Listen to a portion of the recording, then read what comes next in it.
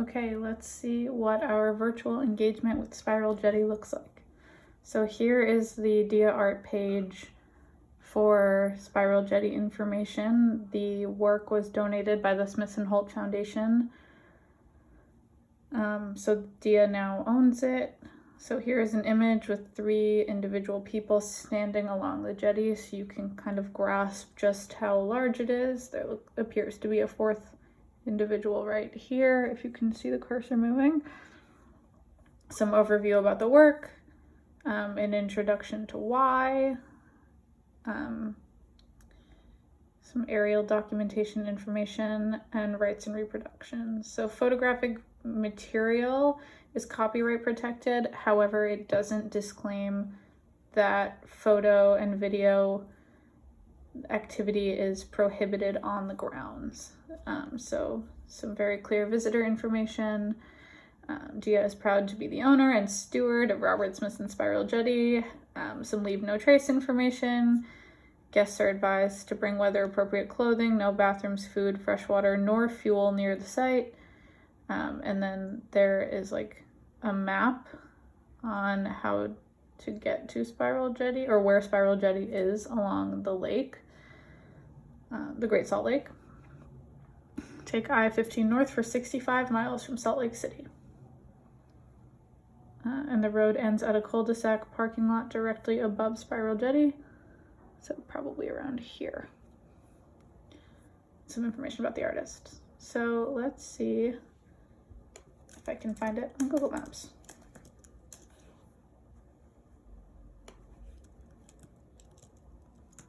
Spiral Jetty.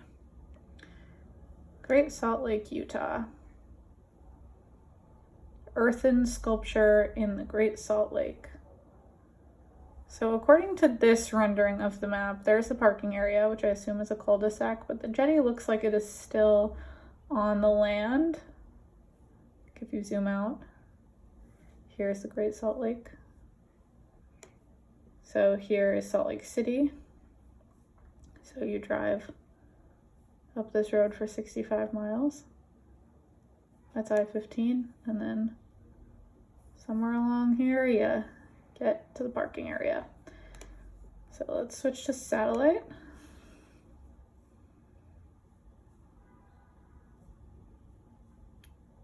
Okay, I see what happened. So this area must be like just swampy sand water area. And there is the jetty. Earthen sculpture that spirals into the Great Salt Lake was created by Robert Smithson in 1970. It is open now, however, Black Friday may affect these hours. Some reviews: great place for a weekend out with the family. No facilities and in the middle of nowhere. Make sure to bring water. Pretty cool experience. I've been wanting to check it out for years. Spiral Jetty is a unique work of art. It is an honor we all get to cherish that Robert Smithson chose Utah, one of the coolest places. Anyone that's seen Game of Thrones would be impressed with this place. Looks like where White Walkers made their spirals in their snow. Kind of interesting cultural comparison. I've seen Game of Thrones. I have never thought about Spiral Jetty while watching it, but that's not to say that I never will. So here is the satellite image of Great Salt Lake. And then because photos and documentation are permitted, there are some user uploaded images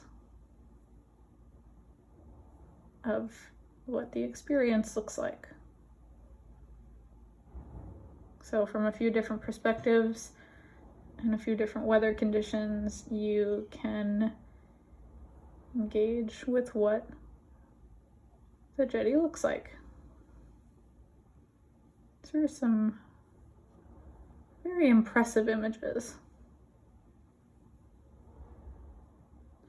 You can see this must be the parking cul-de-sac, which is pretty far above the jetty, according to that satellite map. You can walk along it. Let's see what Center for Land Use has. Lightning field. Now we're spiral jetty. A basalt spiral. So this is the image they have, which is the jetty when the water is higher. So we wouldn't be able to walk on this per se because the Salt Lake water levels has flooded it. Let's see. For much of its existence, Spiral Jetty was invisible, lying a few feet under the fluctuating surface level of the lake. Its stone started poking out of the water around 1994, and by 2004, drier regional conditions had lowered the lake enough to expose the jetty, during a period that conveniently corresponded with a major traveling retrospective of the artist's work. It has been high and dry since then and is now frequently visited. Dia Art Foundation of New York acquired the piece from the Smithson estate in 1999. Okay, interesting. I think I knew that it was underwater for a while, but I wasn't sure of the years. So this looks like the same satellite map as Google Maps. But here it is, Spiral Jetty. So I already pulled it up on Instagram. Photos tagged at Spiral Jetty. So some of the jetty photos. Utah Mountain Mama. Art is a harmony parallel with nature. Paul Cezanne. Cool. It's always funny when like it's a picture of art and the caption is from a different artist. Land art. This woman who's made some shape with her body, tagged at Spiral Jetty, Girls Traveler, and then the next photo is the same image of We Are the Travel Girls, which smells like a pyramid scheme to me, but that's not what this project is about. This woman floating in pink salt water looks kind of nice. A lot of images of people engaging with the work. So here there is a person right here who looks oddly small compared to the vastness of the Great Salt Lake and the jetty. Cars. This girl again. Luxury guard. Yoga in the water. Look at that doggy smile. I sure will. It's really cute. A day with my babes at the Spiral Jetty. More puppy content. So people, really magnificent looking sunsets. People that appear to have taken wedding photos on the jetty. That's nice.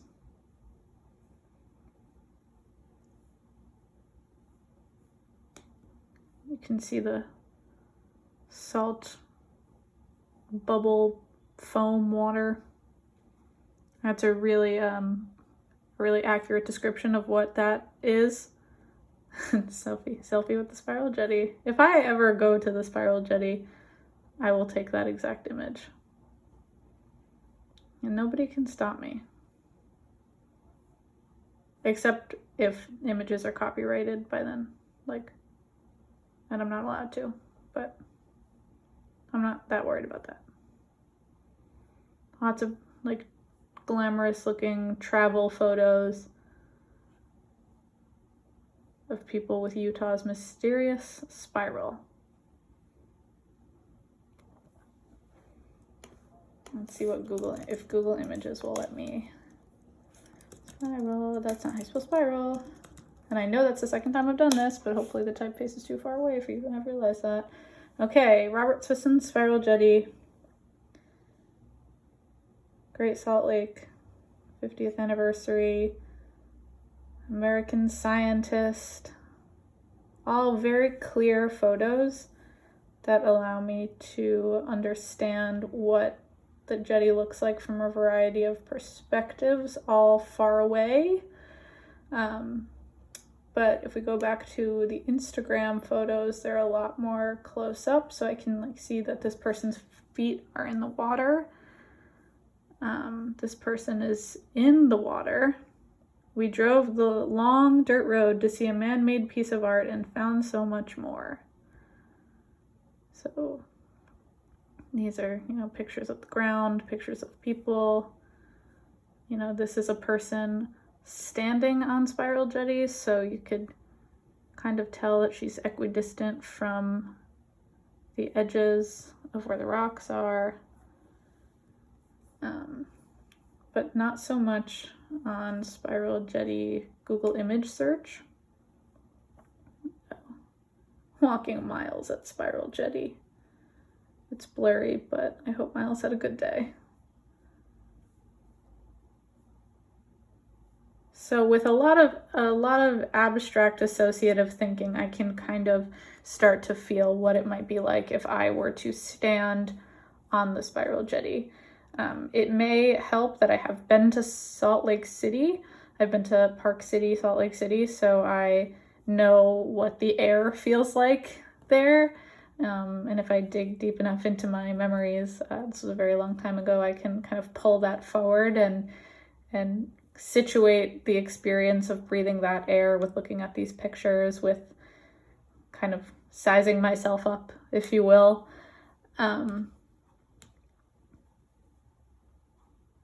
But yeah, lots of images available. So I wonder if we can get a video. Robert Smithson's Spiral Jetty Conicotomy. So that's like an informational video for Utah State. So one thing about Spiral Jetty is that it is also a film. I've seen a few times that Smithson made along with the work. It existed as a triptych, so the actual earth art, the film, and then an essay about it. So I'm not looking for that film, I'm looking for like an aerial view. Here we go. For Utah State Magazine in 2019.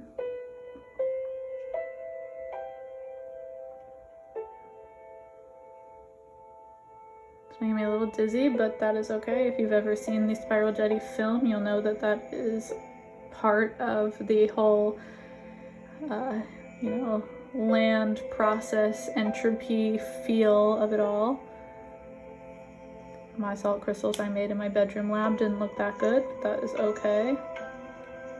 Okay, so here now we were walking along it with that guy.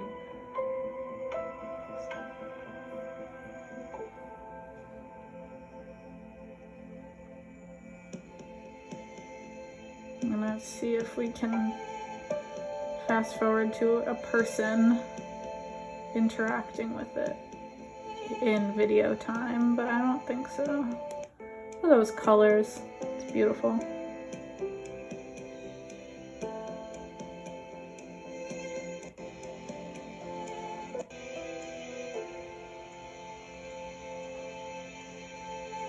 I would cry if I saw this in person, in that exact lighting, with those colors. No doubt about it. Tears. Okay, so 1,500 feet long and 15 feet wide. So that provides some nice like relational data for me to conceptualize how I would size up to the jetty. That's Instagram again. Okay.